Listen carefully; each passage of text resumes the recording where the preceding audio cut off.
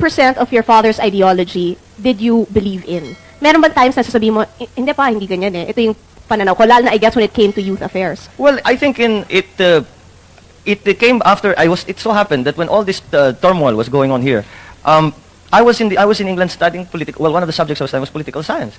And many times, especially when it is explained to you in a very idealistic way, as it is in school, sasabihin ko, oh, di kung ganun, bakit yung sa amin ganito? And uuwi ako, Dad, explain mo nga sa akin ito. And we would argue. And I came around to his way of thinking. And in terms of the pure fundamental ideology of what my father was espousing, I think that still is valid even today. Of course, the time has changed and much has changed. The Philippines has changed. The Philippines have changed. You talked about, nandito ako nung pinag-uusapan ng kabataan. Ang kabataan ngayon, napakalaking iniba na kaysa sa kabataan na nakaraan. Do you think pwede pa tayong bumalik dun sa, could it be possible na martial law would come back to the Philippines? Could a person be as strong as your father was? Or do you think we have enough electoral safeguards ngayon at malakas na ang Senado at Kongreso na imposible nang mangyari yun ulit? Well, speaking as an oppositionist, I don't know. I don't know na malakas na ang Kongreso at saka ang Senado because the Pangasinan Express is one term that has been used about the House about the Congress. But I think it is not how my father was able to consolidate his foundation was really the key. And if we are going to talk about martial law, ang inaasahan mo, ang sinasandalan mo dyan, ang militar. Yes. At kung ang militar ay hati, wala kang hindi mo magagawa ang martial law dahil pag nag-declare ka ng martial law, kalahati lang sasama sa'yo o ilan lang sasama sa'yo. Yung iba tumututol, kakalabanin ka pa. So it won't work.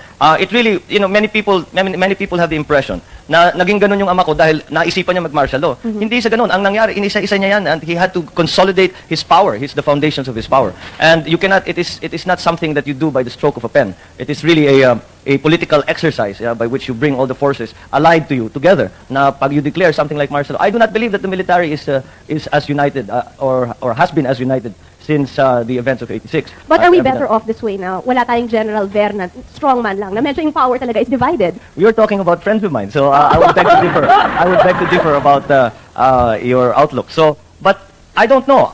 The military should really be as one. And it is, I spent a little time in the military, and to see soldiers literally shooting each other is a very painful thing, and that is something that is to be avoided. So, if we can avoid the involvement, perhaps, of soldiers in politics, maybe that would be something. But the way things have happened, the way the history has unfurled itself, is that I would say that the soldiers have perhaps also earned a right to be part of the political process. Now, how they will exercise that right is something that we in the Philippines will have to discuss for ourselves and decide for You're ourselves. not talking naman about a junta.